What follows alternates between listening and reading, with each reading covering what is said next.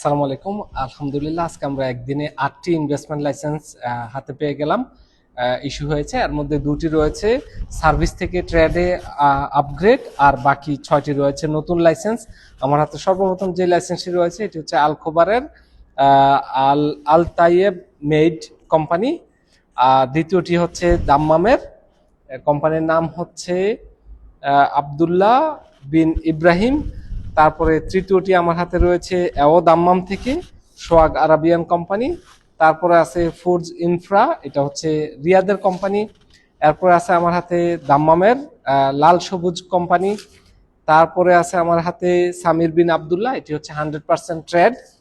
তারপরে আছে আমাদের হাতে ব্রাইট দোহা কন্ট্রাক্টিং সার্ভিস, এটি সার্ভিস থেকে ট্রেডে আপগ্রেড করা।